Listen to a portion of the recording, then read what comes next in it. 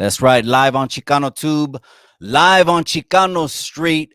I appreciate the beautiful Linda Raza that's already in the comment section. We're getting back to our regularly scheduled program. Here we go. Here we go. Empower, educate, do something good while we're here, cabrones, on this pinchy earth, or with this social media, or with this internet. I'm honored to have a very special guest. Before I bring him in the studio, let me go through the formalities. You already know, cabrones, okay? Gracias all the day oneers. Gracias to everyone in the members only. The members only is the backbone of the community. They're the ones that have exclusive access to all the VIP peleas and content creators, series of fighting. The pre-order is already done. I just haven't posted the link yet for the Thanksgiving. Gracias to all the members only. Gracias to all the Chicano pages and all the Chicano panels. Okay, enough witere. There's a lot that I want to get to tonight. So without further ado, I'm going to go on and bring a very, very special guest, mi hermano, my brother from another mother, Kiyahuitl. How are you, hermano? Saludos. How's everybody doing? Hope everybody was doing well. You guys had a pleasant day today, you know? Every day above la tierra is a good day. You know that saying? Y todos vamos al mismo pozo. Pues sí. You There's know what I another. mean? Para los que quieren vivir ricos en esta vida, tener joyas. No, I'm just kidding. Vas a ir al mismo pozo. Anyways, mi hermano is here. Hermano, when I saw you cross my feed, very, very, to say the least, intriguing, interesting. Here on Chicano Street, you know, we hit the 1 year mark just this June. And shout out to all of you guys. I need you guys to do me a favor and do yourself the favor, actually, is go over to mi hermano Kia. I want to pronounce it right. So it could be easier for you. You could just say Kiyahuitl. I got it. Go over to mi hermano Kiyahuitl's channel on YouTube. Just search his name. It's going to be in the description at the bottom of this video. Guaranteed, okay? But that's after I log off, okay? Do me a favor. Just search his name. Let's run those numbers up because, gente, there's not a lot of people that are on YouTube kicking knowledge, okay? Especially at this level. And this is something that interests you and interests me because mi hermano Kiyahuitl, the majority of my subscribers are Chicanos, just to let you know. The most of them are. And when I Yeah. talk about the indigenous, oh, they want more, and they can't get enough. So, gracias for coming, hermano. Yeah, yeah, yeah.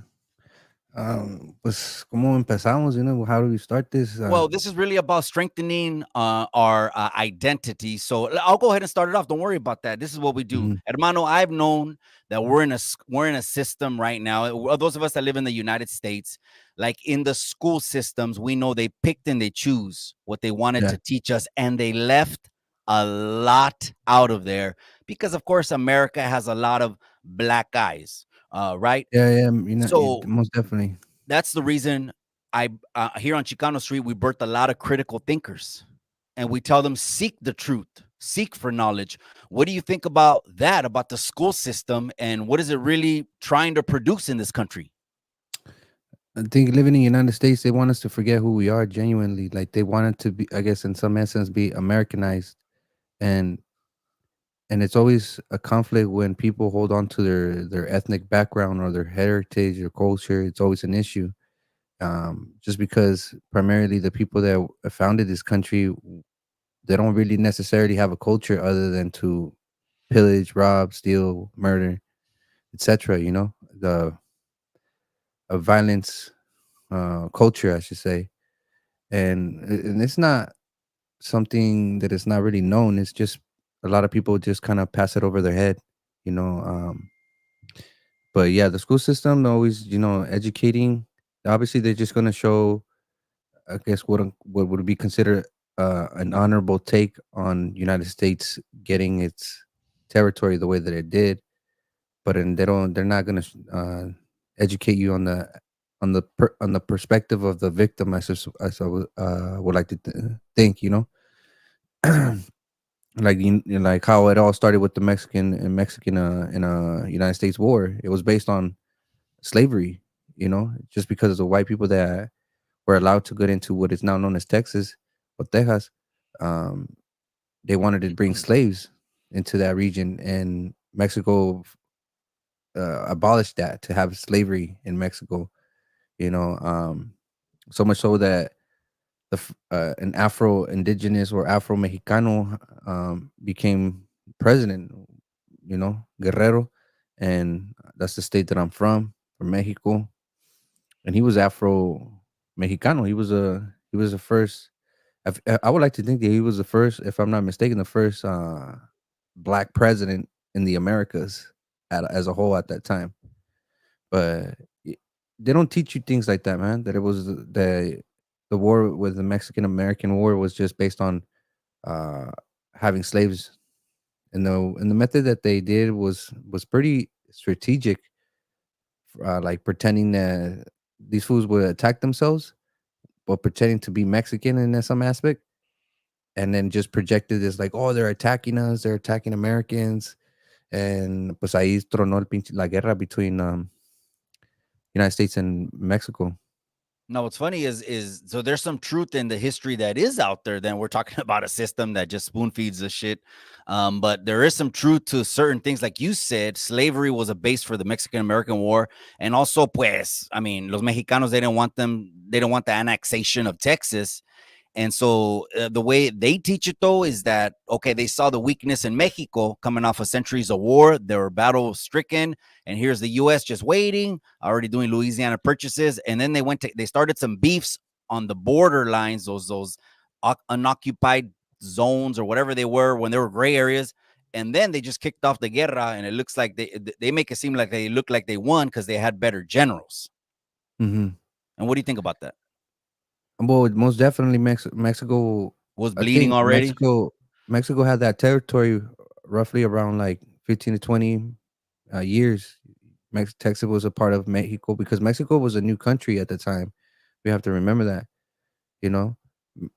Before then, it was Nueva España, and Nueva España did have slaves, but when Mexico came about, that was abolished like shortly after. And having to inherit um, Nueva España's territory, it was definitely a challenge at the time because within the country we were fighting who was going to be what, you know. ¿Quién va a ser el primary general? Da, da, da, you know, the politicians, they weren't uh, adequate at the time, or informed with a lot of information at the time, and I think that caused it showed the weakness at the time, and just like how you said that United States took advantage of that moment of a new country that is creating itself inside out, and unfortunately, they took that opportunity to take what was once Nueva España and Mexico's territory. Yeah, and you know what? Let me backtrack if I may. If I just may, I wanted to give. I seen some comments going by a little bit more of your background, cabrón. ¿De dónde eres? And when did you start learning or getting into o sea, lo que has estudiado, lo que hablas on IG Sí, and sí, sí. yeah, yeah. Well, I'm from so I was born and raised here in Santa Barbara, but when I was born, my family took me to Mexico. So I was going back and forth to Mexico, to my pueblo, like straightly direct to my pueblo. We weren't like over here fucking sightseeing and all this other shit. We just never had that privilege, We just Pues slow sí. and but my pueblo se llama Acayahualco, Guerrero, and it's in la zona norte de Guerrero, which is where the Mm, municipio de Tepecuacuilco and la ciudad de Iguala, pero it was once known as Iowalan, and it's just that region, the northern part of Guerrero.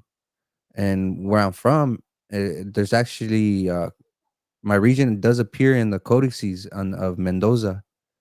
So my region where I'm from, they talk about Tepecuacuilco. Tepecuacuilco, we're like a little village to them, but we're like super close food.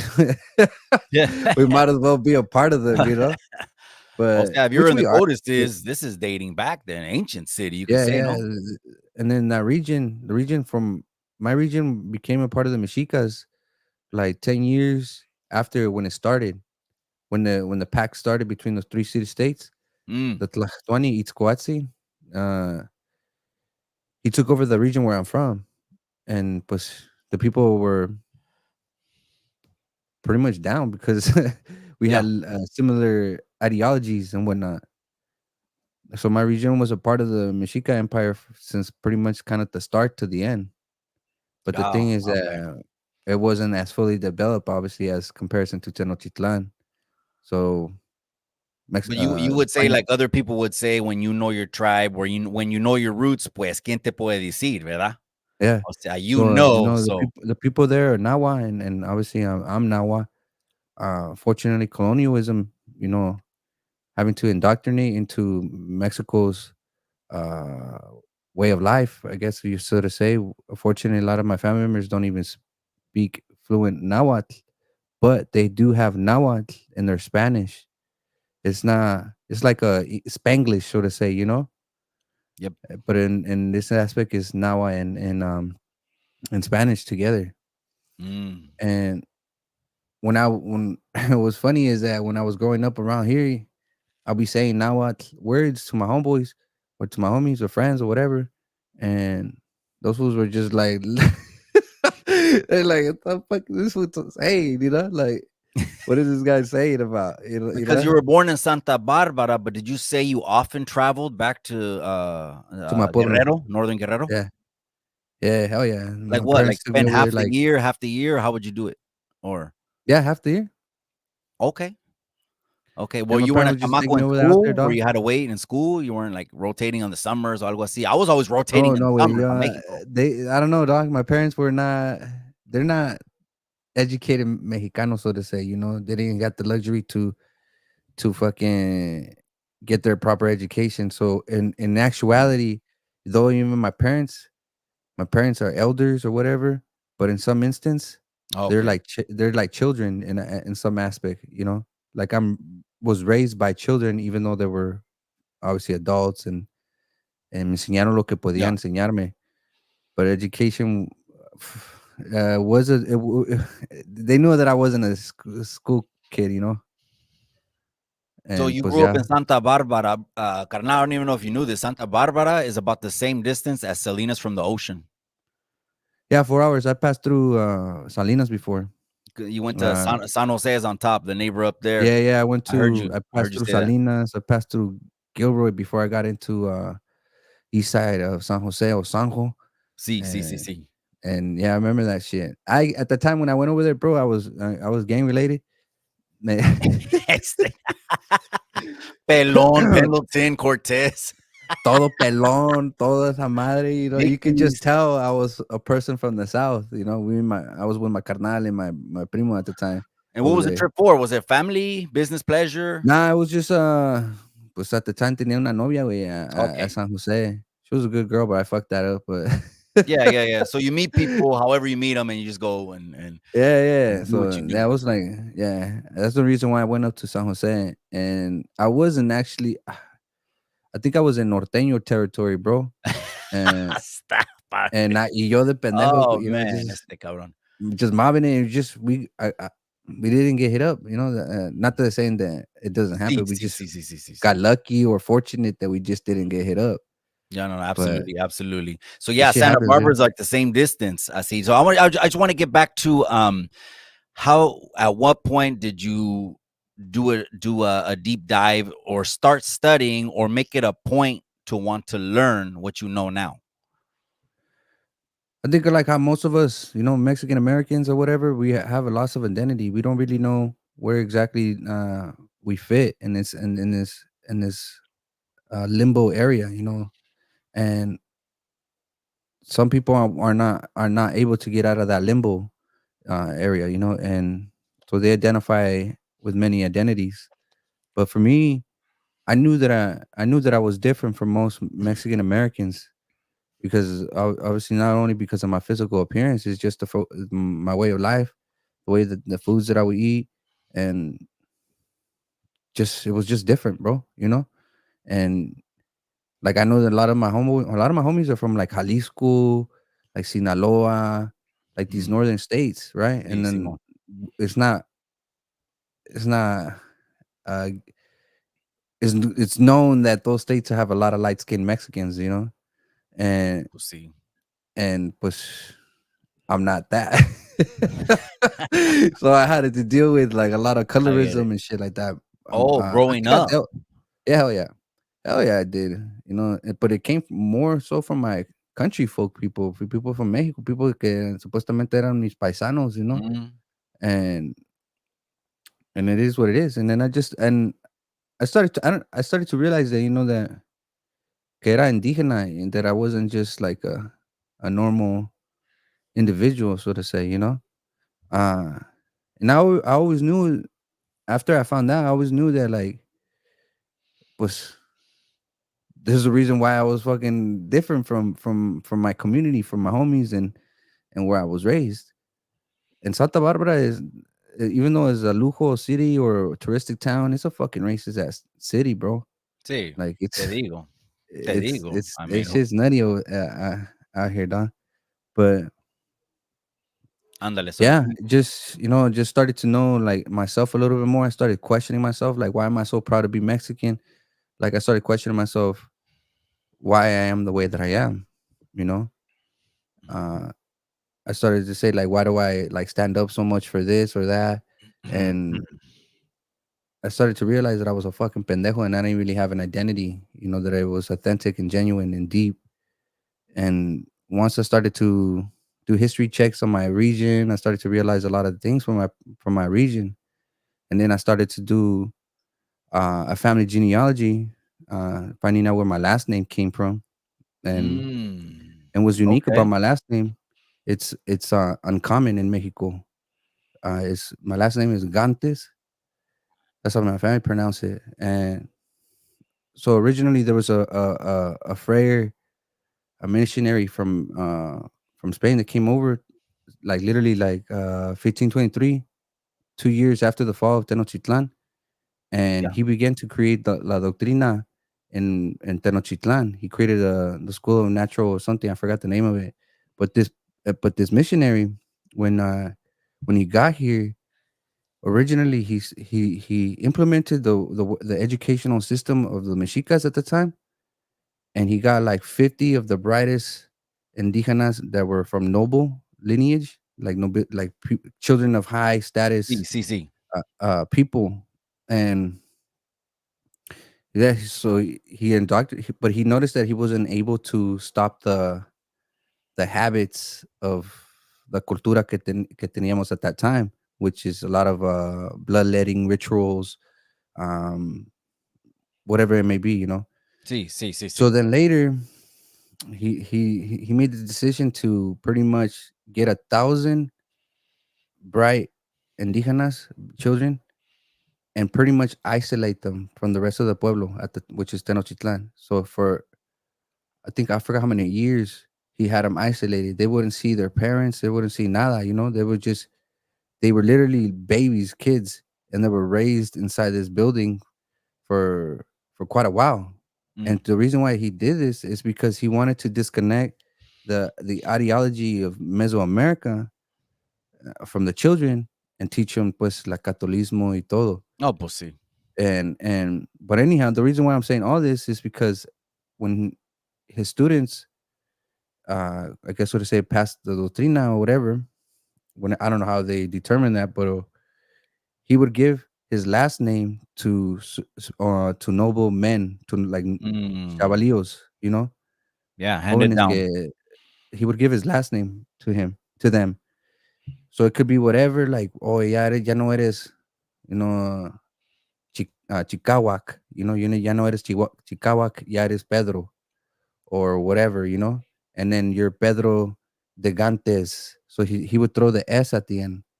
Mm. And this last name, the S, well, it's not an S, it was a Z at the time. Mm.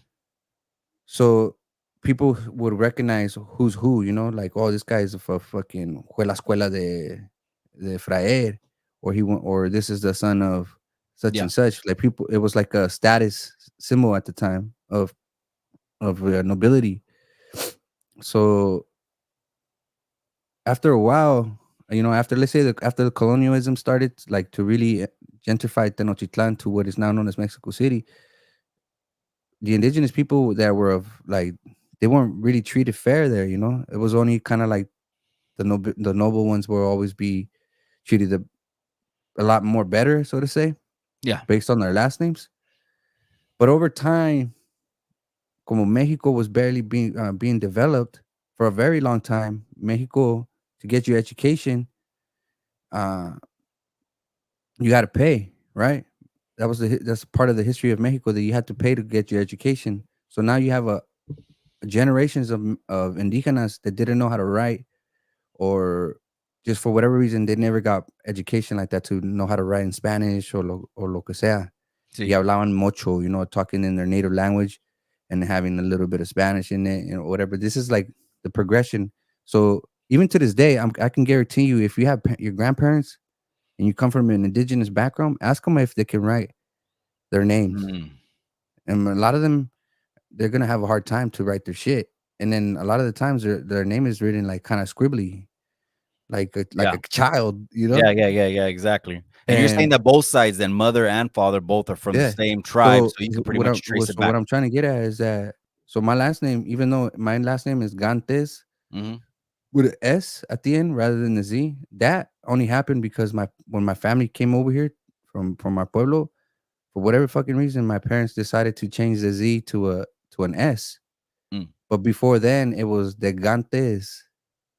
But then they dropped the de and just had Gantes with the Z. And then, like I said, because of lack of education and our grandparents, from at least from my side of the family, weren't able to get proper education, so they didn't know how to write Castellano, which is Spanish. So they did their best. Right, right, right. There were Right, you all know? these things kept transposing throughout the years, and Yeah, letters started transposing, yeah. and people were the So "de" comes from Mexico too. Like if you're from a pueblo, they'll say "de" and then the pueblo. that's kind of like Castellano culture in a bit Mm. in reality, because it's just like a title, you know. It was a title with amongst the Spanish people, Sí. and here and before Mesoamerica we did have like titles and all that stuff, but it wasn't like that, like oh Mm. they, you know.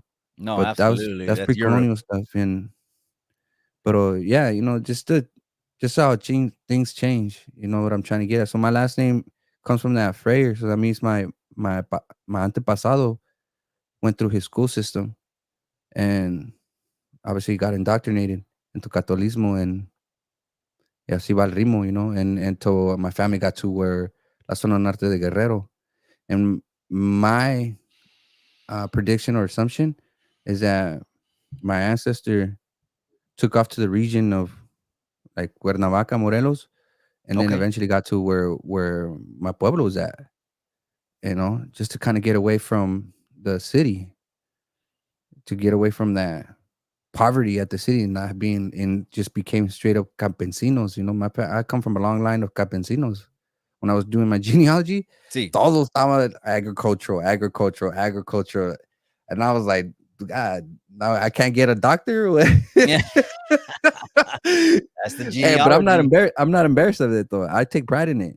I take pride in it that that I do come from a long line of campesinos, field Absolutely. workers, and Absolutely. You want to I know kind Salinas of is on the Spencer, Salinas is on the corrida run, cabron. We're from here to Yuma. It's one of the like farm worker headquarters. East Salinas is like East LA. O sea, just lleno de campesinos. All the hotels have muddy boots. Todos tienen yeah. Oh machetes. shit, I might have That's some all. light problems. No, no, it's all to the good. I'm gonna keep it going right now, and I do want to. I'm gonna ask you something right now as soon as you get situated. But gracias to everyone that's tuning in right now. Mi hermano Kiyahuitl in the casa right here. Don't forget to subscribe over to his channel. It's the same name on YouTube, gente. So do me a favor and get that out of the way. Subscribe to his channel over there. Something interesting you said. Well, I'll give you a couple seconds, but you can still probably hear me and talk. Something that you said that's real, it's really really interesting, carnal, is I want to Uh-huh. ask you is how do you identify like nationally, ethnically? I know these are all different, racially. I want the people to get an understanding because when we just throw out terms and generalities, I'm gonna give mi hermano 30 seconds. Don't worry, carnal, you're all Yeah, good. give me a second. Let me Yeah, just absolutely. plug this When in. we throw gente, when we throw out these generalities, Americano, Mexicano, Mexican American, Chicano, or you start naming your tribe, you can't just throw it out there. You need to have context behind it. And what am I describing? What am I talking about? Am I talking about my birthplace, where I was born? Am I talking about maybe a culture, a subculture of where I'm at, etc. So here on Chicano Street, of course, we're first generation Mexicano Americanos. If you were to ask me, I'm going to say, well, nationally, pues nací aquí, even though I'm dual citizen. So I was born in the United States. I was born right here in Salinas, right, surrounded by fields, cabrones. So I'm American by that. I'm Mexican. And again, that's not nationality, but now this is, I guess, ethnicity because 100% of my blood comes from Mexico. And even racially, I probably would still say I'm Mexicano. But what are hermano? If you got it, you good? Yeah, yeah. Okay, if you can, how would you describe yourself nationally, nationality, ethnically, and racially? Well, for me, nationality wise, I'm Mexican American, and for racial, I'm in American Indian, Mesoamerican, indigenous. You know, it just kind of depends how I feel that day, I guess, when I'm writing paperwork. But ethnically, I'm a Nawa, so that's how I identify, and it's just because of how I know myself and what I've learned about my family history and stuff like that. The racial part, I think, and what is obviously commonly known is just American native, American Indian, or Native, and here in the United States. Mm. They don't even really put Mesoamerica. But a lot of times when I ever feel like medical work or paperwork, I put Nawa. Fool. I'm just like, Yeah, yeah, yeah. that's what I do. Like, I was but noticing when I was like registering myself that nowhere in the U.S. system did they ever have a box Mexican, yeah, uh, well, it's Mexican because American, and oftentimes I had to put Islander. I don't know what else to put. I mean, yeah, yeah, they yeah. didn't even have native, Well, it's because it's only Alaskan. it's impossible. I want to say this to everybody. It is impossible to genetically come out as Mexican. And when I mean by that, there's no DNA test that will just straight up say you're 100% Mexican, because we have to remember that Mexican is not a race, and Mexico is a diverse country. We have Asian people in Mexico, Korean, whatever, you know.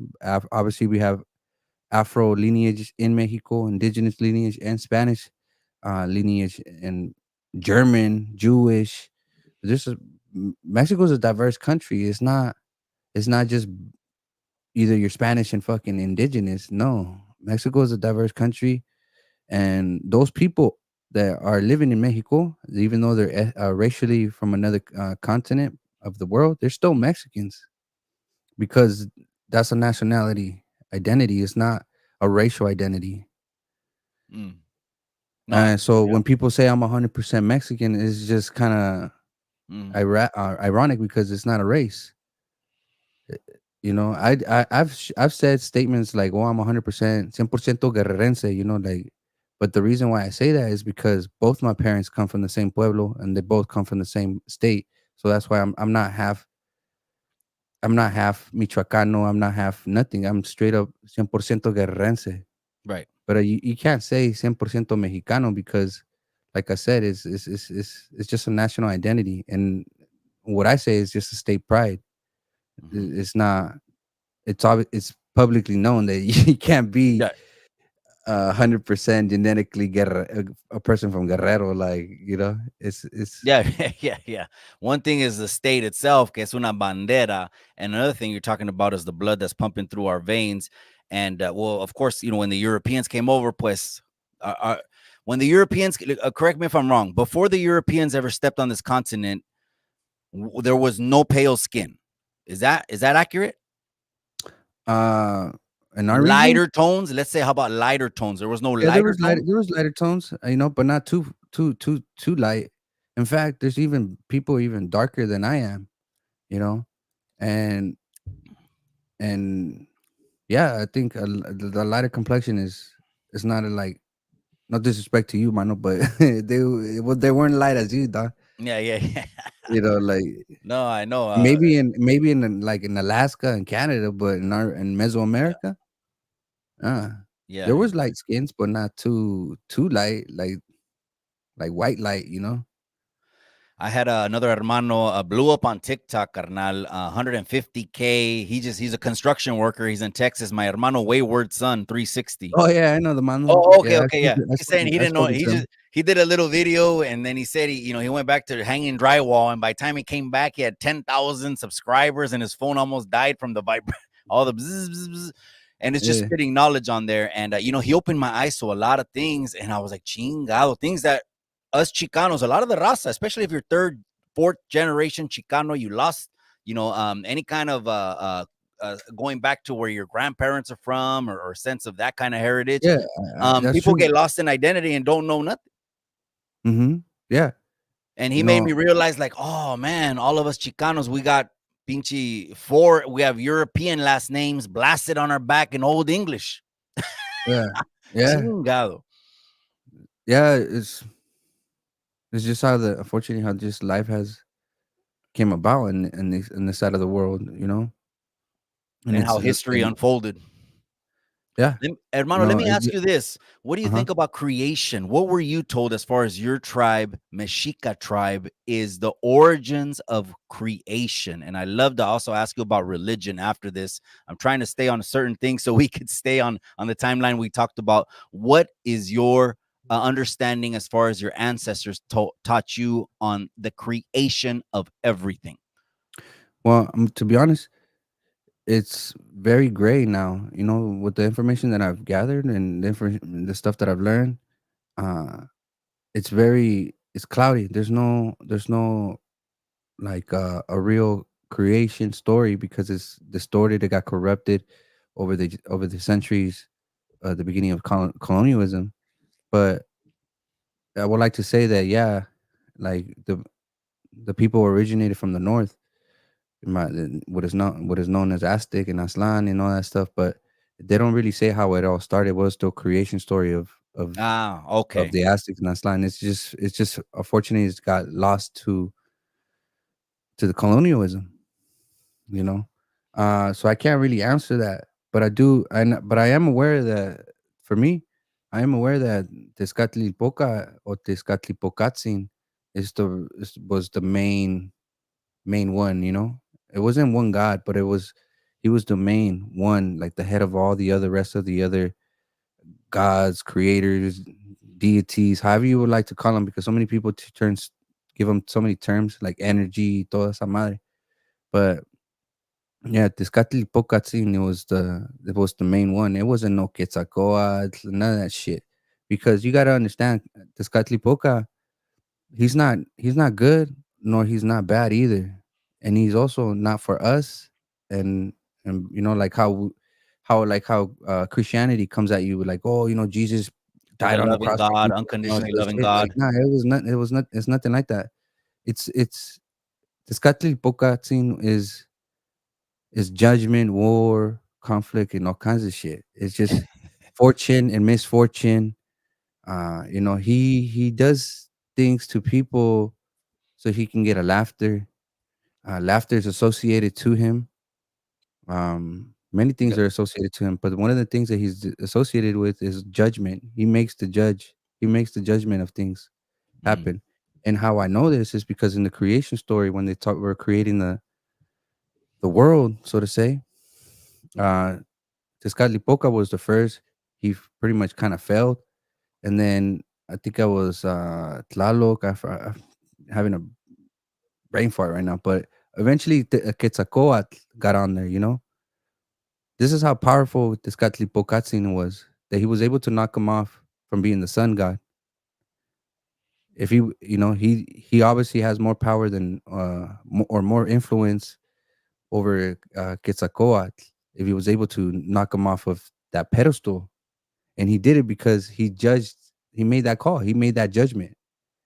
Why didn't Quetzalcoatl fight him afterwards, or you know, if they were at par with with power, if you would like to know it as.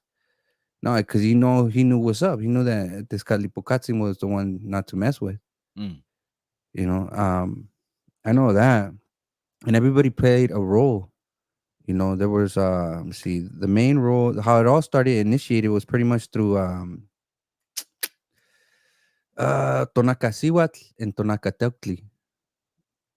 Those were two. One was a feminine energy, and then one was a male energy, and they created, you know, obviously the celestials, and from there we had the northern celestials and the south celestial. We had fucking what's her name, Cuatlicue, and before she gave birth to fucking Huitzilopochtli. This is the mythology off of this, Yeah, and then yeah, absolutely. Yeah. how he fucking just killed all of his siblings from the south. And no, es un desmadre, pero this guy, I don't know how the hell. There's some things that I kind of like wonder about. Before anything was created, it was celestial, right? And before Coatlicue got pregnant by that feather, there was no birds. There was no birds, bro. How the fuck was there a feather? Right? There was Right, nothing right, was right, right, right. created. But the only thing that I think had feathers was, it's obviously Quetzalcoatl. He had feathers because he was a flying serpent. And I don't know, this is just my See. little thing of my own, you know. There's not nothing. This is not, take this as a bullshit, if anything. But I just kind of trip out, like, well, if he was the only one with fucking feathers, and then how Coatlicue got pregnant, and then Huitzilopochtli came out. Right, right. And you're saying a lot of this had to be told because a lot of the literature was got destroyed. O sea, Yeah, they literally tried to wipe out and not 99.9, but 100% assimilate the people, which is common con estos pinches países that were conquering back then. It was like only the strong survive. They conquered, they conquered. It was like always guerras and wars. So when the Europeans came, boom, and que empezaron a quemar todo, and the only thing that's existing is what's passed pues down the storyline, ¿verdad? O sea, Mhm. cuentos. Yeah, I wish I can give you like a definitive answer on that. You know, just because it's just unfortunately a lot of it was lost, or is kept away from us. I would like to think. Well, I wouldn't want like to. I wish that none of that shit happened. But I would think that the Vatican might have a lot of codices that are not publicly out in Mexico. There's a lot of Really? artifacts out there in the world that were pretty much robbed from Mexico. But in all honesty, I wouldn't give a fuck about no copili or no artifact or anything like that. I would rather fight for those codices than Mm. the headdress of Montezuma because it has valuable information. And like I said, I think the Vatican may have some stuff that either they forgot about it or they just don't want to give it back. The Pinchy Vatican. I know you're watching too. Someone tagged those cabrones over here. We want everything that belongs to native land to come back. De esos pinches cabrones. You're right. You rather have that, which is knowledge and history, than Moctezuma's headpiece that's in Austria or something like that, which Yeah, is, yeah, I yeah. mean, it's a great piece. I mean, back Yeah, of then, course it is. But feather was very valuable, right? I would Feathers were always like gold, no? yeah, I To the know. güeros, gold to the güeros, the Europeans, gold to natives, wasn't it more pues hands-on material things that you can make? Uh, Well, feathers was a status, obviously, and they were obviously it was considered to be precious or whatnot because it was colorful, just like how the flowers were colorful and they were seen as something sacred in some aspect. But it wasn't the only thing. There was also precious stones, rubies, See. jade, serpentine, kinds of minerals. But I think the most valuable one that the indigenous Mesoamerican people appreciated the most was obsidian, because without Mm. that shit, you weren't able to cut meat, you weren't able to cut anything. That was the most valuable thing to have at that time. To have weaponaries. Isn't it like thick shards of, like, it looks like glass? Yeah, well, it is volcanic glass. It's volcanic glass. Oh, it is. Yeah, I I- actually have a piece in my little altar that I got in my background. Okay. Okay. Um, That's what they say they used to do with, and I guess it segues into this question. I asked Norby's this when they said there was sacrifices that were being done. Wasn't that the same kind of tools that would use? That was the sharpest knives they had, was obsidian. yeah, yeah. I saw Normies doesn't believe that there were sacrifices. I saw a video on Well, that. let me ask you then. Great segue into this. Did it happen or is it Spanish propaganda, hermano? It happened. I believe that it did happen strongly because Tribalism. there's segments where you could see a religious view. Like from one of the things that occurred that it was, I guess now would be considered very graphic and woo woo woo because we have a westernized mindset, is that there were kids that were pretty much groomed to unalive themselves, to sacrifice themselves. Kind of like the seppuku from the samurai, right? Okay. So these people, these kids were pretty much groomed to do that ritual, and before they do that ritual, they would go up the temple, whatever temple it may be, and they would play a flute, a sochi, I forgot the name of it, but it's a flower flute. They would play, and they would get to a certain amount of steps, and then they will break that. And by the time they get to the and by the time they get to the top, they already had broken, like, I don't know, two, three, four, five, maybe flutes, and then they would do the act themselves and unalive themselves. That would happen. Cannibalism would also happen, and only the noble ones would do that. The nobility, because they thought that consumption of whatever you consume, you become that. So if a great warrior died and you wanted to be like him, you would eat his corpse. Now, this act wasn't a common act to the regular peasant, indigenous people at that time. It was, like I said, of high status. They would eat human flesh, and it's not something unique to Mesoamerica, and it's a global thing. It seems like we have human nature in us, apparently, See. But yeah, it's all it's real shit. And was there It's real. also sacrificing for like religious like views, like again, because all we know is pues Yeah, it YouTube was. University or Libros People to want to say that fuel it the wasn't. sun, to fuel fertility, to fuel the crops, or something like that. Yeah, no, because all rituals had different rituals. There was so the calendario or whatever, the thing you have in the back right here in the background, and the one that I have in the background is it was just a tracking, like to know when to do certain festivals. And so there was festivals for the Mictlanteucli, there was festival for Tlaloc, there was festival for Huitzilopochtli, Escatipoca. There was festivals for all of that, and whatever views they had at the time is difficult to grasp, because you and I, we're corrupted in a westernized mindset. You know, we were taught to what is right, what is wrong, and all that stuff. So we can't necessarily grasp the the meaning of behind these acts, because we are, like I said, corrupted. But I try to get myself in that mindset, and I can't really comprehend it. And I wish that I could, but unfortunately I can't.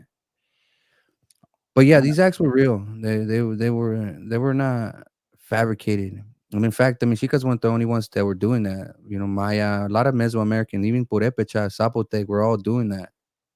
For whatever reason, that custom in Mesoamerica, it was just like a Normandy, you know. No, that was But of crazy.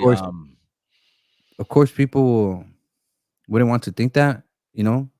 Just because my ancestors were doing those acts doesn't mean that we're not the don't mean that they were savages, they weren't diplomatical or anything. They were actually very intelligent. They foresee the world in a different perspective than the old world, which is Europe and all that sort of shit, you know. Because Uh there's a narrative that that the Spanish, the Europeans wrote, pues ahí los encontramos, and they're fierce savages, they're barbarians, they're not like o sea, making them be the opposite of civil. well, And so yeah, their I want to narrative say is, if that's true, or was that propaganda? well, I want to say the majority of the people that the the Spanish colonizers, the ones that came over here, they weren't educated men, fool. Like they were dedicated for war or voyages. They weren't philosophers. They might have been one or two or whatever, but majority of them so fueron illiterate mother flowers. They didn't, you know. God, muscle And these head, are the fools that muscles were for writing on brains. diaries, you Yeah, know. muscles for brains. There were these were the people that were writing in diaries. So it's They I had no don't. pen. All they had was a sword. You're saying? Yeah, but they didn't, like, so they would have to use Uh, words like that. They were barbaric and all this other shit because they didn't know any other way to express themselves. And then, like I said, their mindset was different from Mesoamerica. For whatever reason, like I said, sacrificing or bloodletting acts, rituals, and stuff like that, that's all could be found in codices. It's not, and these were things were written by indigenous people. Like if it was fabricated, then why these codices have these images? Why are they displayed? Why do they show these stories behind them, which a lot of people can't really comprehend? Like I said, why is it there? If it was not genuine. exactly. No, yeah, it's true. Hermano, if you don't mind, I'm gonna go ahead and change topics a little bit here. I want to ask Mhm. you about religion. I've heard you mention European religion, and European religion, well, obviously came to this land, is not of this land. What do you think of European religions and their effect on those that have indigenous blood in them? I mean, for me as an individual, I like believing in Christianity or Hinduism or any of religious views overseas is you're you're disgracing your ancestors in some aspect, in some shape or form. And there's nothing. To me, I'm like, well, why their religion is more superior than my ancestors' religion or view or the way they see the world? Why are they more importante? Why is Mhm. mine not valid? Why are my ancestors not valid? Why are they not foreseen or anything acknowledged? Why is that? Mhm. Because it's colonialism. We think of colonialism with like war and conflict, but there are also many forms of colonialism. You know, like I said, indoctrination will by that Freire, you know, pushing and that narrative of Catholismo and all that stuff. People are still doing that to this day. Every fucking church that is being built on any block, whatever religion it might be, they're pushing that narrative. They're trying to cause or give influence. That is a form of colonialism, just like how the government is. You know, it's just how it is, unfortunately. And me denouncing uh, Christianity. Honestly, I was a Christian at one point, but Mhm. denouncing that and denouncing Jesus, denouncing all that shit, like for me, it's just it's just not for me anymore because I realized how that religion got into this plan and how it was utilized to conquer my ancestors. And y es una tristeza because if you look at it at a third person view and you see these indigenous people, how they utilize Catholicism to push and mixture with indigenous, it's like it's just you see it as like, damn, this is just all colonialism. You know, this is just a product of colonialism. There's nothing else to say about that. These people and this philosophy is foreign. Why not restore your ancestors' ideologies?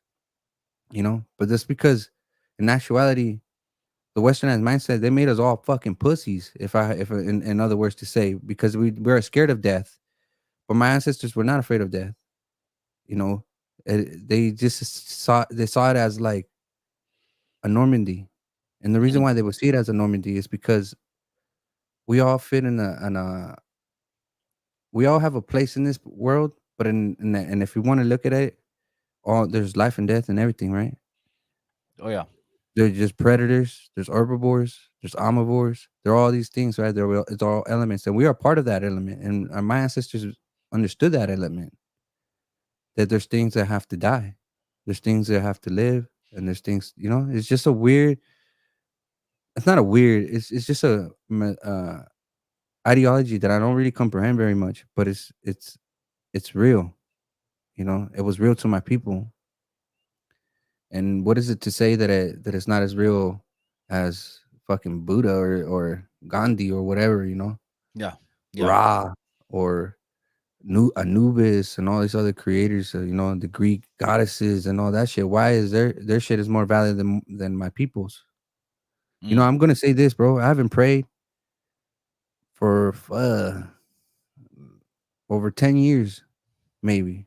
Never said Jesus. Never said none of that shit. To the I'm saying Christian it God. now, but I'm just saying I never prayed to him at all. And I'm gonna tell you, my life has been shit at, for a very long time. You know, there's been a lot of injustices that's occurred in my not only to me, to my people, and it's and etc. Right? Regardless if I was praying through all those times, nothing has changed. I'm still in the same predicament that I was when I started to be a devoted Christian at the time. So and I saw because my people are not loved by Jesus because the people that brought that are supposedly their chosen people. If God, if that God was genuine, why didn't he just descended and just stop this madness against my people?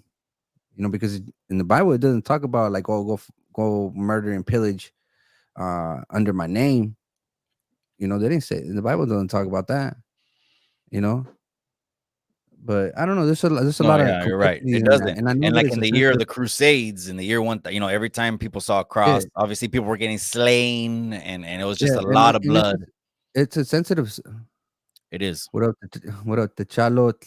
It's a sensitive topic because I know that people are very devoted into that. You know, um, But and I challenge you sometimes. all you're doing is giving context that this is a European religion. It wasn't here. It's not indigenous. It's not native. And for, of course, here the raza, everyone on chicanotube on Chicano Street again.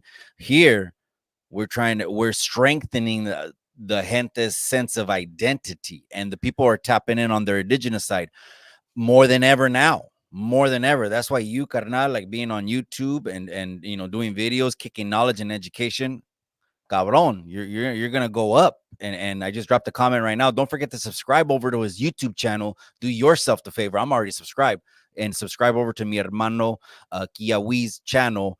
But so if someone wanted to tap in more with their indigenous, say they're like me Mhm. and you, right? First generation, aquí nacimos Estados Unidos, and say they wanted to tap in with them. Where do you recommend they go? What can they research to really find these roots? Because since we're We'll talking about a begin lot with of the history is not written, what yeah, two, three I think places do people go to try to tap into the roots? obviously everybody's journey is going to be different from one another, but I guess the greatest start that you can do is asking the elders of your family members, tus abuelos or los hermanos de tu abuelos or the abuelas, whatever, you know. Ask them, hey, ¿dónde somos? ¿Qué es lo que sabe? Originalmente somos de aquí or whatever, you know. Just ask these questions, and then you can actually go to a website that is like where you can go to familysearch.org, and you can find a lot of Catholic documents, you know, baptisms, death certificates, all that shit of your ancestors, of your people, your family history. And if it lines up to the stories that your grandfather or your elders from your family tells you, then you're heading in the right track to finding out where you originate, where you like, you know, you find the history of your Mm, family, of your familia, and it's all different from everybody. Unfortunately, though, I'm gonna say this. Unfortunately, there will be people that will never get to find out where they originate from. They won't ever get to find out what indigenous group they're gonna belong to. And to me, they're they are pretty much orphans. They're orphans. They don't know their indigenous family. It's just gonna be a diaspora of that because of colonialism.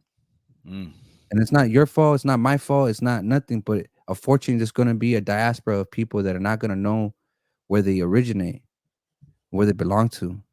But it's not dismissing that they are racially indigenous. It's not dismissing that. You could be racially indigenous, but ethnically, you will never know what you are. And that is a s- sad story to, you know. And I don't know, and I wish I can give an answer to them. Like, oh, you can be a part of us. I can't say that. mm, Like the Nahuas son guerreros, like we're not the same Nahuas from over the mountain. Literally, like you know, mm. you could just Yeah. go over the fucking mountain, and there's a different set of Nahuas, and we're not united. You know, so I Hmm. can't say like, oh, you're an orphan. You don't know what your indigenous group you belong to. I'm gonna adopt you. I can't do that. I can adopt you to my pueblo. I can adopt you to my pueblo and all that shit. Learn the customs of my pueblo y todo. But ultimately, you will never be a Nahua. You will never be none of that. You're Carnal, just a person that learned the lifestyle. let me ask you this. This was something that got brought up on my channel. It stirred up a little bit of controversy. You know, there's a lot of raza now. Obviously, the years have gone on. All the migrations are pretty much complete. Everyone is intermixed, etc. There's a lot of the raza. And when I mean raza, just to let you know, it's in the common sense, the broad general term, which is people that Mexicans, right? Mhm. That are are mixed. So they'll have one parent be from Mexico, but they've just Yeah, basically that phrase intermixed with comes whatever from raza. la raza cósmica, you know, and I didn't want to dig into that propaganda, but it's basically just saying that it's an inevitable thing that's going to occur to humanity, and that is mixing. And mixing, which is yeah, everybody's cool, you know, you're hooking up with somebody outside of your racial background. Yeah, everybody can do that, you know, whatever.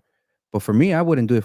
For me, I wouldn't do it. I would love to be with somebody that is now a descent, that is indigenous as much as I am, uh, etc. Because I feel that I have the obligation or the duty to keep my people alive and whole as much as possible.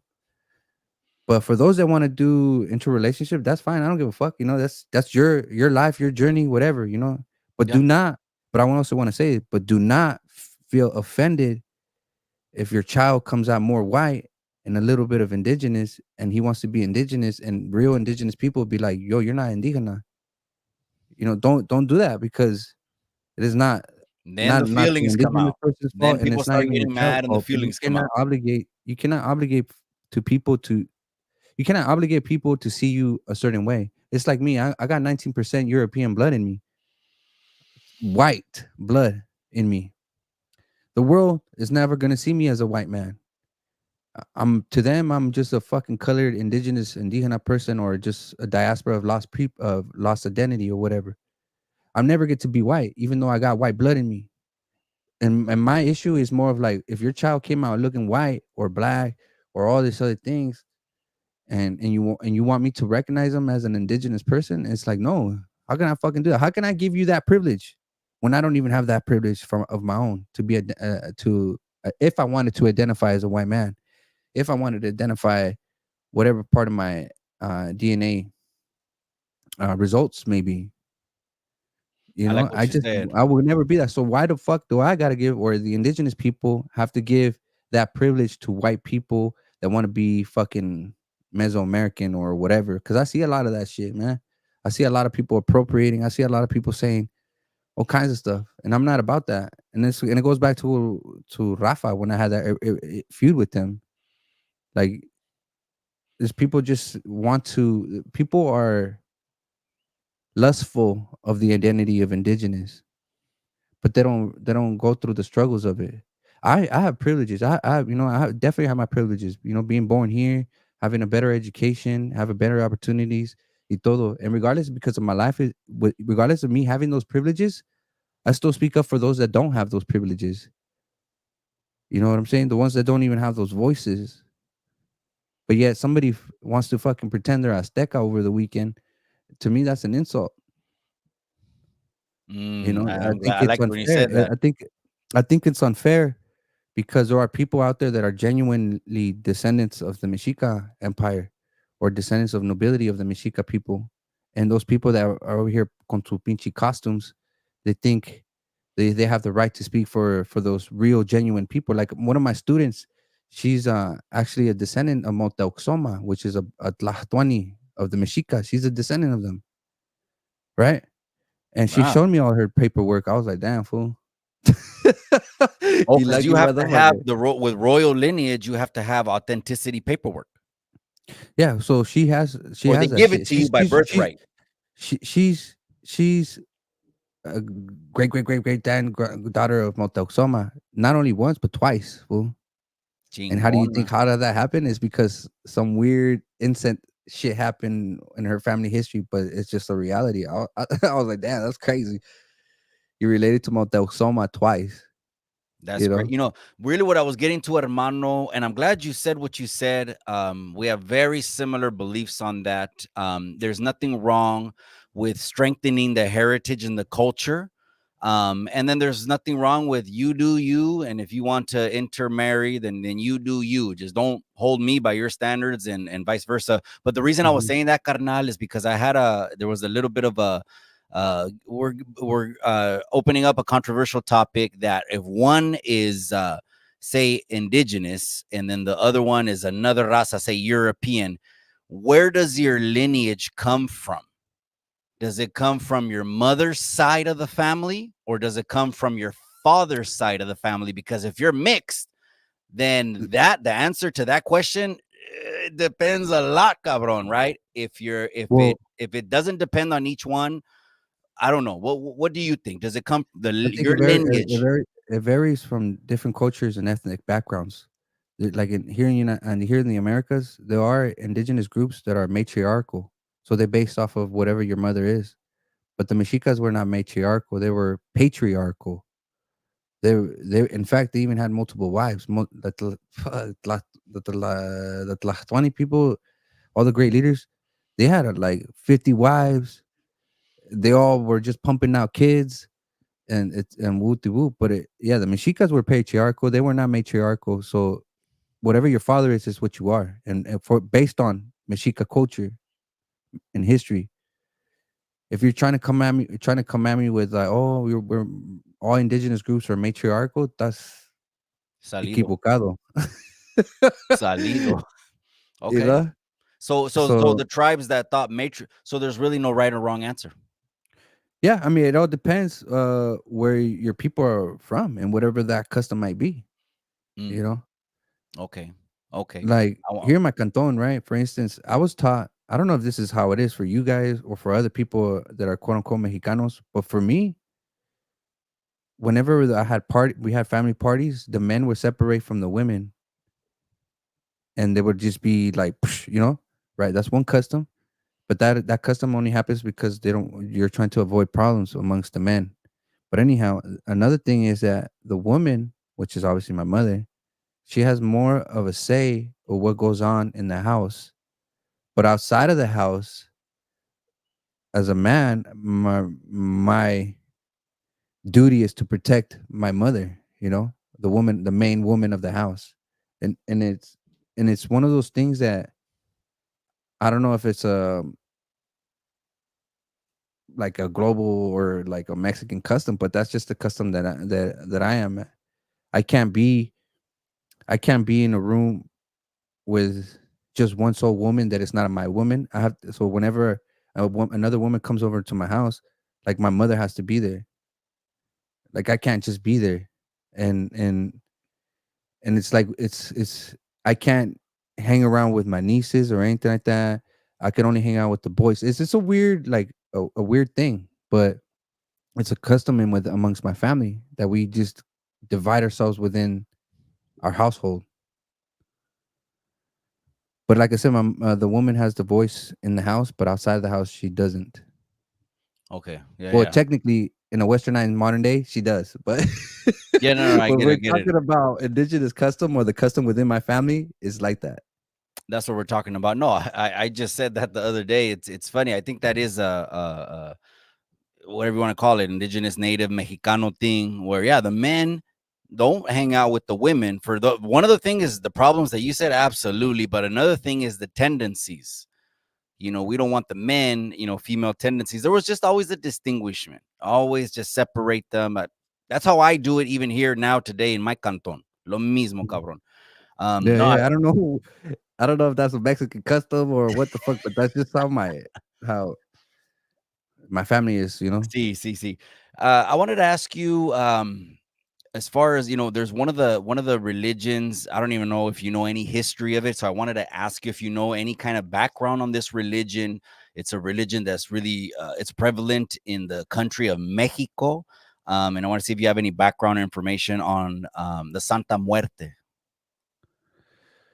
Uh, that kind of derives from a Mesoamerican, old tradition. It's because there's Mictlanteoctli and Mictlan, I think Siwa Mictlan or something like that. I forgot, but there's so many fucking names I can't even remember all of them. But yeah, that is a tradition. There was a celebration of the dead in Mesoamerica, and all indigenous groups of what is in Central Mexico and outside of it, they all had their own ways to honor that, right? And the reason I don't know, it's just a custom that I'm not really all that familiar with, but it derives from that. It derives from a celebration of Mictlanteuctli. So originally, when people would get die or whatever for whatever cause, die from natural causes or battle at war or whatever. See, One of the things that I've learned is that they would always put the person's feet towards the sun coming from the east, mm, and they would always put their cabeza going towards the west, and never and once they are buried, that individual's person family or friend or whatever comes back and unearth them. They would like bring them up, get them out, porque what they were doing is le estaban entregando el cuerpo to la tierra, which is Tlauteucli.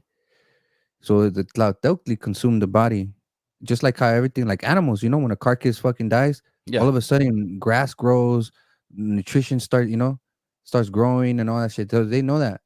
But the only mm, thing that the earth doesn't eat, it's the bones. So what my ancestors would do is they would cremate the bones and use it for medicine. And this is a line to a codex, a medicine codex book that was given from the Vatican to Mexico. They were just like, "Yo, we found this libro, of medicine, yeah.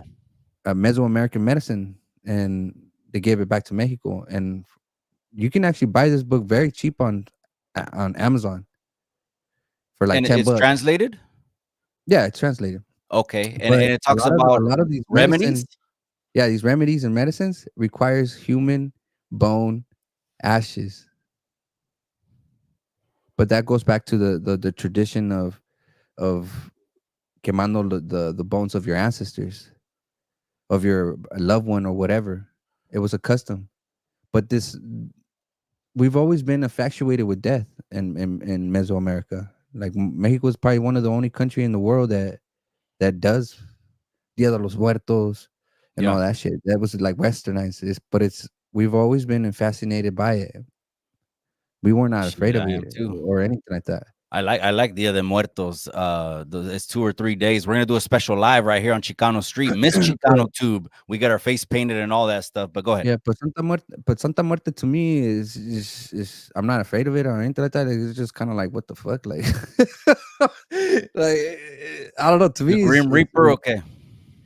it's kind of like The Grim Reaper statues, or yeah, like no that stuff that no me asusta because it's kind of like no well I know man. I know where it derives from, and because I know where it derives from, I know the meaning behind it, and the way that people do it now, it would be like blasphemy, Mm. from the original take of the belief of Mictlan Teoctli or Mictlan Cihuatl.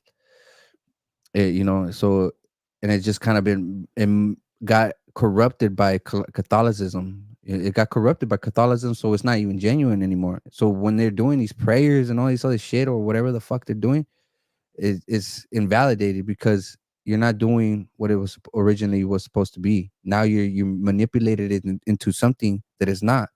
So when you're doing all these little rituals to it, it's kind of you're fabricating it, and then when you're fabricating, obviously it's not genuine. So to me, I don't know. I don't. It's just it's kind of funny, but Hey, I appreciate you, man. Don't forget to hit that like and subscribe over to mi hermano Kiyahuit's channel.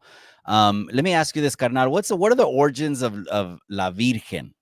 Because a lot of well, that people. was brought by Hernan Cortez.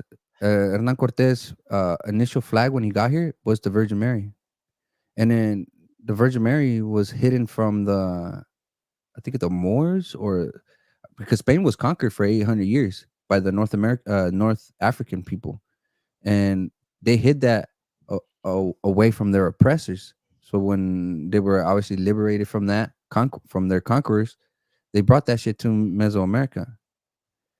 They brought that shit, and you can see it. You can find Hernan Cortez's original flag, and it was the Virgin Mary. So So there's no this story that there's no Juan Diego. That shit was fucking made up 100 years after they presented the Virgin Mary. And there's no Tonantzin either. People that say the word Tonantzin, though it's a genuine Nahuatl word, but there's no goddess or creator or energy or God, however you would like to call him, named Tonantzin. Tonantzin is just it has an honorific suffix on there, which is it's seen, and to meaning hour, nan meaning coming from Nantli, which means mother. So when you compound all that together, you get Tonantzin, and you're all you're saying is our honorific mother. Es una forma de hablar in Nahuatl, and it doesn't. It's no. There's no that word. I see a lot of people using that to kind of still hold that Catholicism mm, ideologies within Mesoamerica. I don't mess with that shit, man. Like, mm. I So know anything I that know comes you're not from gonna agree Europe, with you don't me mess with because it. I know that you're, pues crees en eso, but I just not No, me, sí, man. yo soy cristiano, yo creo. I thought I heard this, but correct me if I'm wrong, in native teachings, and again, I could be wrong, that a Mhm. lot of indigenous or some indigenous teachings have que hay un creador, but then there's other deities under him. Is that true, or is that a philosophy, or did I just make that shit up? No, no, there was not just one creator in Mesoamerican culture. That's why I told you Tonaka Teoctli and Tonaka Cihuatl, which You named there like was some. four, so is there like four?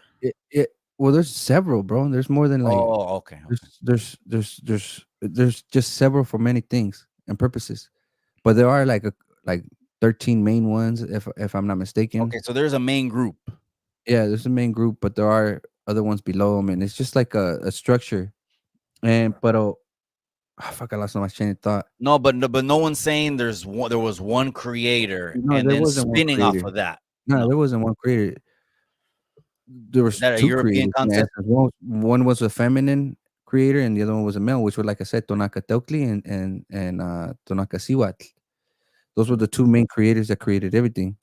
mm, You know, and the reason why it's like that is because obviously men and women we we we produce. So as animals, female animal, male animal, they produce. So that's why the creator of quote unquote in Mesoamerican life is was at least for the Mexicas or the people of Nahua was Tonacateucli and Tonacasihuatl. But there was this anthropologist or historian named Portillo. Portillo. He has cool information, good information, but some of the stuff is not 100% accurate. This mother flower invented a word called Ometeotl. So he invented this word Ometeotl. There's no codice, there's no artifact, stone artifact that speaks of this word Ometeotl. It was actually created in the 1950s by this Portillo guy based on German studies. And he came to the conclusion of the word Ometeotl. But this Ometeotl word is supposedly describing Tonaka Siwatl and then Tonaka Teutli, but it's a false identity. But now a lot of the mm, Azteca danza people they use that shit and then they use it as a greeting. They'll be like "Ometeotl," but it's not even a greeting. It's not a introduction. It's not even a salutation at all whatsoever. But mm. because people trying to hold on to this like a westernized thought Philosophy. pattern, they're trying to keep that. But yeah, there's like 13 main creators and then or gods. I like to call them creators, but it's difficult to distinguish what is genuine. You know, whether they're gods to us, or they or whatever. But I like to think creators. No, no, Yeah, no. there's like 13 main of them. Okay. There's Huitzilopochtli, Tezcatlipocatzin, Quetzalcoatzin, Mictlan, uh, Xipitotec, uh, 13 of them. Tlaloc, um, Teucli, Tonacasihuatl, Tlateuctli, and then the feminine versions of them. That's like Yeah, eight, there's nine right various, there. bro. There's various ones, bro. Yeah, that's There's, like there's 8, 9 of them right there already. So see, I yeah, think okay. Yeah, I wanted to those are ask like that. one of the main ones, but there's even other ones like Centeotl, and then even with Centeotl, there's a black Centeotl, there's a yellow Centeotl, and then there's a white one. I don't know if I said that, but there's four type a red one Centeotl, and these are describing the corns. You know how in Mexico we have different various of types of corn? See. Well, there's gods named after those corns. And Centeotl is the completeness of those corns, but there's smaller ones, I guess, or beneath that, which is like they say the white Istak Mm. Centeotl. Maybe I forgot the name, but I gonna next time I'm gonna get all this shit down if we do this again, bro. And I'm just gonna be like, oh, roll call, fool. Roll call. Let's go. A to Z. Let's give them the whole index. We're gonna give them Yeah, all so the there was always knowledge. like that. So and then here's another thing too. These like for example, Tezcatlipocatzin Hmm. is one in another with Ocelo uh, Tepe Ocelotl for or Ocelotepetl, which was like a jaguar mountain, and it's a variant of Yeah. Tezcatlipocatzin. It's a variant of him, and then there's a youthful variant of Tezcatlipoca, and then there's an elder version of him. But these all these variants of them they were named differently, but it was describing the Mm. same creator. Carnal, we're almost gonna wrap up. I wanted to ask you. This is what I call one of those shiny questions. It's one of these ones that are Mhm. real popular on the internet. People, want to know these things. To your knowledge, who were the fiercest tribe? What was the fiercest tribe? And I know you're gonna be biased, probably, cabron. But as far as who was the fiercest tribe that ever existed? That ever existed? in I los don't that think ever existed. yeah, I don't wanna look at it. When their name got mentioned, you didn't want that smoke. Yeah, yeah. I don't think I wanna say that, you know? I don't wanna say it fierce is. I wanna Okay. say they're more intelligent and more, I guess, so to say, more civilized in some aspect or more developed because in Mesoamerica, for whatever reason, we began to do an agricultural thing, and that's how civilization started to build. We started to build monuments, like the ancestors knew how to grow vegetables and their methods or whatever. You know, being at the time being advanced in comparison to some indigenous groups from the United States, where they were all primarily nomadic. They weren't. Some of them were agricultural Mm, indigenous groups, but mm, primarily most of them were they were nomadic. They yeah. weren't at the point or at the point as the Purépechas or the Mexicas or the Maya and several other indigenous groups that didn't have the amount of resources as those indigenous groups.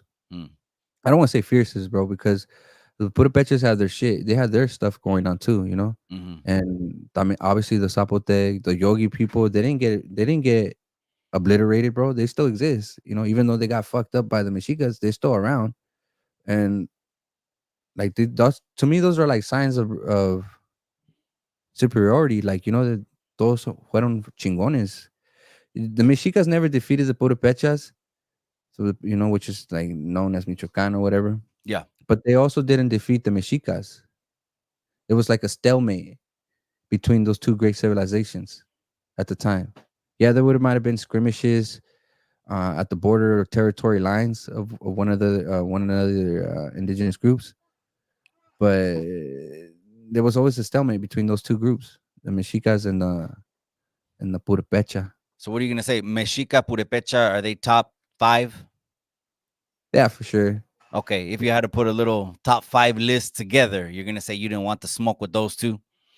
Tolteca, the Toltec people were pretty much pretty gnarly because without them there wouldn't be Tezcatlipocatzin, and those are the ones that presented that creator, and then Mexicas adopted that from them, The and Toltecs. yeah, and then the Mexicas or Mesoamerican indigenous people adopted Tlaloc and Huehueteotl, and if I'm not mistaken, Xipetotec from the Olmec, and these are all a cluster of learning from one another. That's why I'm telling you that in Mesoamerica, the indigenous people weren't too different from one another. They had similarity, a lot of things in common, Mm. just slightly, but there was things that made the differences. You know, Now either in Mesoamerica, that's only like halfway of the modern country of Mexico, right? What well, then yeah, it starts if from it's it's literally starts from like Centro Mexico all the way to yeah. Nicaragua or Costa Rica. So Salvadorians are Mesoamericans.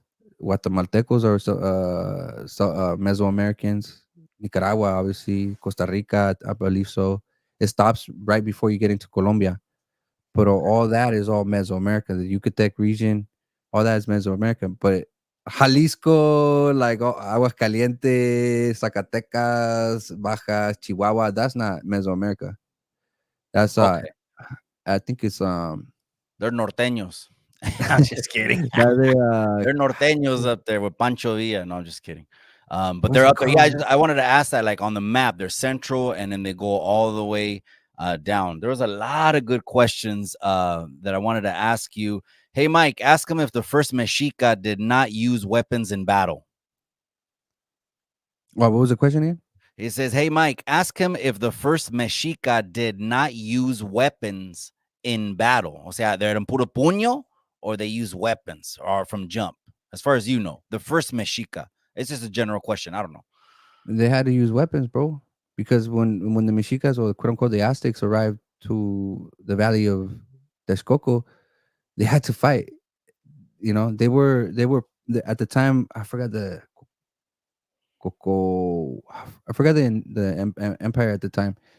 They shunned them to this area where it was just Tepecoat. It was just a mountain of snakes, and they had to survive that. But then after, when an opportunity came, when they were like, I guess, adversaries of an Mm, indigenous group, they were part of their army. They developed a relationship with that army. of that indigenous group.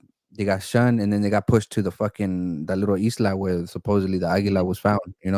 But So is that a myth? Did that happen or that didn't happen? The águila, the this, the bandera right here. mm, I don't know. I kind of go off based on Moctezuma's throne chair. If you see in the back of that throne chair, you'll see the aguila on top of a nopal, but on his beak is Atla Chinoli, which is fire and water together. And beneath that, at the root of the nopal, is Tlautoctli, which is like the Lord of the Land. So that's what you see depicted on the throne chair of Moctezuma. To me, that's the real insignia, you know. Mm. Now let me ask you But this: why do you think Moctezuma didn't just take off on the Europeans? Just a full blast. Nah, these cabrones, we're not even letting them at the beach. Just take off. because they didn't know the concept of race. When everybody was fucking indigenous, bro, it was just based on ethnic backgrounds. Like they didn't have to deal with Africans, Asians, or anything like that. They didn't know existence of race. They couldn't they didn't get that concept yet till So later there was on. never no Africans or Europeans on the Hell continent. no. Hell Okay. no. So what I'm trying to get at is that so they were intrigued by this, like the difference of appearances and etc. Right, the language they were speaking. They were just kind of like, "What the heck is this?" Just like anybody that is intelligent and civil, you're gonna be like, Cordial. "Yeah, like what is this? Curious. You know, who is this person, or what is this, or whatever, or whatnot." But the customs before it was different. They wouldn't always pillage smaller indigenous groups. In fact, what would occur was they would send priests to different villages, right? This is the custom. They would send their priests to different indigenous villages, and they would talk to the elders of that indigenous group, and then later on they will send another youthful priest, like talk to the youth or the men, and then eventually just come to an agreement that they're going to adopt to the Mexica way, I suppose, or there will be conflict and war. But before they go to war, they actually would meet each other and delegate or talk, discuss about what was needed from them or whatever. So they had that custom. There wasn't a custom of just rolling up and start fucking up foods. Like it was diplomatical, Who's So that gone would occur. wild? It would occur. They It didn't do would no occur. who's gone wild. It would occur, but it was more of a custom to delegate who you're gonna mess with. Like Yeah. get in before we get into war or this Have battle. some kind of palabras, right? Uh Have huh. some kind of And exchange. not Like I just need to show up and read you start and size you up. and not just show up and start this madre. Nah, it was they were So they they got were duped. They got duped. yeah. Yeah, hell yeah, they got duped, fool. Okay. But yeah, they didn't. Yeah, you got to put yourself in that mindset though. Like I said, they didn't understand the concept of race because everybody was the same in essence. Hermano, I Everybody wanted to looked ask. like everybody was moranazo and had indigenous features, long hair, y todo. And then when people obviously that are not of our race, they were just like intrigued by it. You know, I wanted to ask you about Malinche and the story of Malinche. A lot of people use that term for this, however you want to call her, person that assisted the Spanish. Is that fair, or did she just get a bad rap and she was just doing what she had to do to survive, or she was a traitor? so I think she was just doing what she had to do to survive. Or to some extent at least. Mm. Like I said, these people didn't. Our ancestors didn't understand the concept of race and all that shit. So Malinani was fucking just thought, well, for whatever reason, she became the translator. But I don't think, like I said, they weren't thinking of the conquest in the manner of the Spanish. Oh, Malinche is a European name they gave her. What's her real name? Malinani, Okay. and they didn't. Como te diría, if you put yourself in that mindset of that time, Malenani wasn't thinking like, oh, the estoy ayudando to take over us or whatever. Maybe later on, but at first, she was probably like just like any of the other indigenous people. They were like, who the fuck is this bearded ass fool? Like, and smelly, stinky ass European. Like, Este güey. you know what I Crusty. mean? He says they're crusty. The He crusty ass fools, I asked but Norby's that. I said, Norby's, and how often did they shower? Once a week? And Norby said they wouldn't once a shower. month. They wouldn't shower fool. They were afraid of to shower primarily. He said what Norby said once a month. But anyways, on And once a month, nah, they were afraid of to shower because they thought they would get sick. oh, okay. So it was a philosophy like, oh, Yeah, yeah, yeah. keep bacteria in or whatever. I mean, I could see that. But so she's not a traitor. She did what she had to do. What about the tribes that helped the Spanish They were doing what conquest? they had to do whatever they felt was best for their people.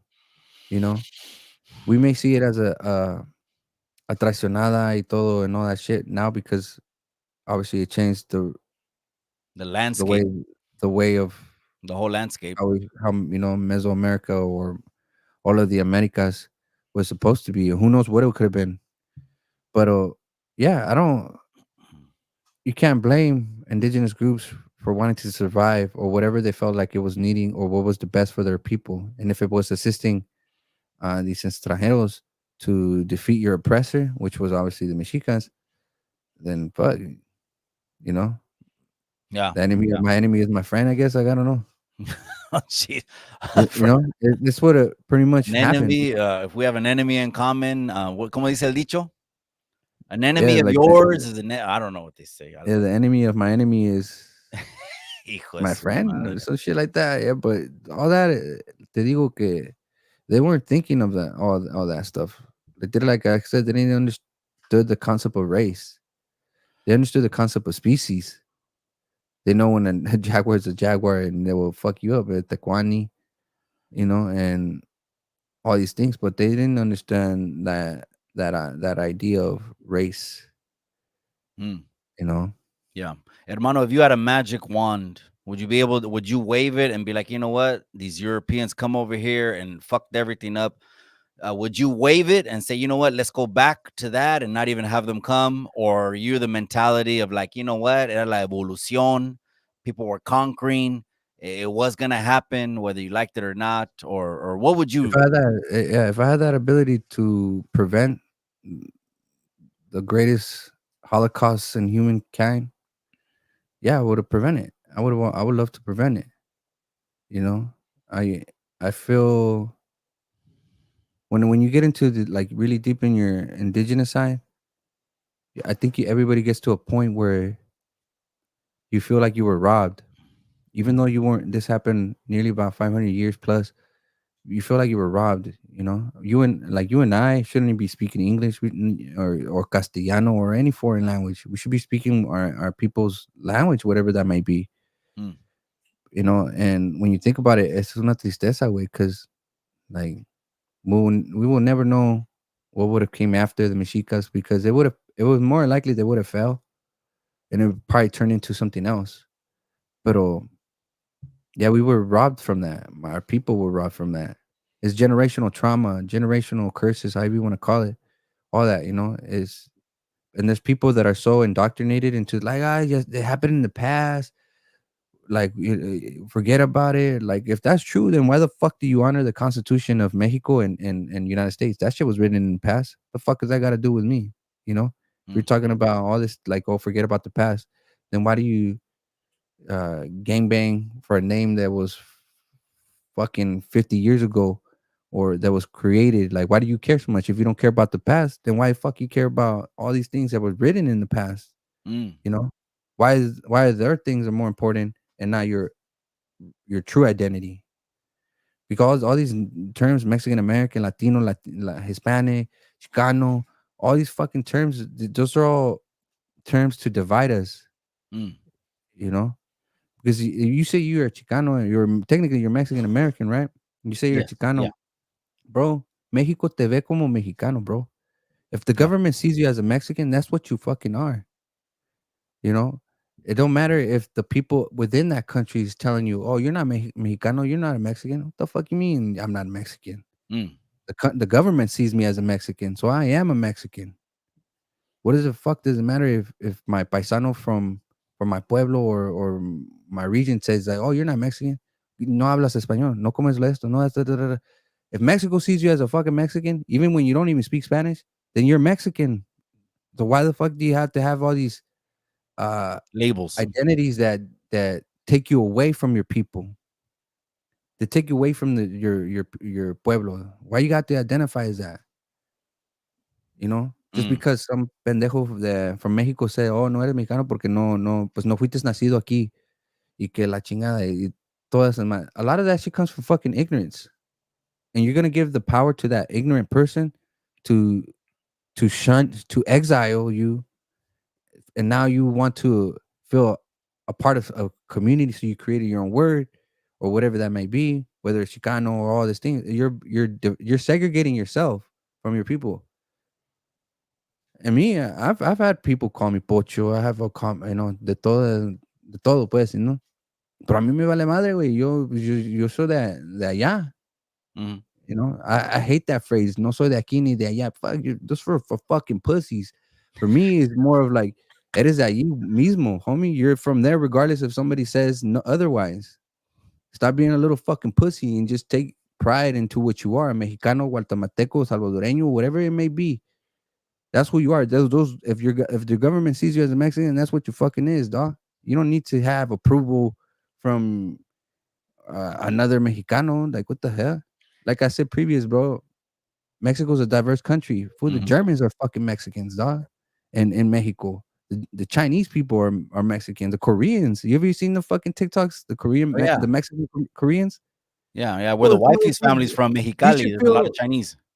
you know, like they're all Mexicanos, dog. So how you gonna allow those people be more Mexican than you if you are an indigenous person of the continent? Well, let me ask you this then: can someone claim to be Mexican but have zero Mexican blood? But there's no such thing as Mexican blood. Or I'm talking about Spanish, well, mixed, the Spanish indigenous blood. Say, they claim this flag, okay, not the American one, but they're really proud about being Mexicano, Mexican, Mexican, Mexican, blah blah blah. Yeah, just like you. But But they're that's in the thing. Japan. Are they Mexican?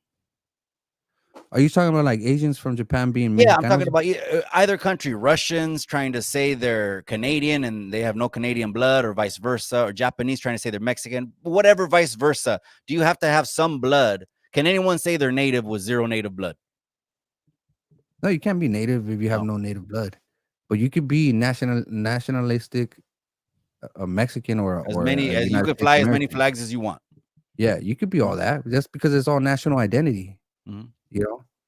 And but racially, no. But nationalistic, yeah. So when If they a do fu- a DNA test, is there a percentage threshold? Like say, oh no, if you're less than this oh percent, shit. no, no, Creo it's que me okay, it's movió la okay. We're batería, gonna güey, la cámara, cabrón. I know, we're on a good one here. And we're gonna be wrapping up right now. But is there a percentage threshold then? Just I don't even know. To say if okay, you My are native. apologies. Can you still hear me? No, absolutely, I can hear you, but we're gonna go ahead and wrap Yeah, up, yeah. you guys. My camera had just died. I'm using not a Absolutely. webcam. No, no, they're good. I appreciate you more than you know. Hey, we're live on Chicano Street, you guys. Go back and listen to this live, or listen to this if you're listening live, or listen to this on the replay. But everyone, do me a favor. Mi hermano has a YouTube channel. This is all I ask. And then we're wrapping this up, Kiyahuitl. We're going to go ahead and subscribe over to his YouTube channel. Run those numbers up. Mi hermano's going to be dropping knowledge that you can't get in college over there.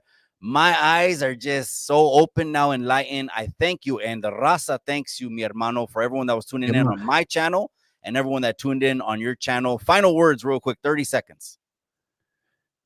Yeah, well, thank you for tuning in. I hope that you learned something from me. And then if you got upset of some of the things I said, sorry, not sorry. It's just a different perspective, you know.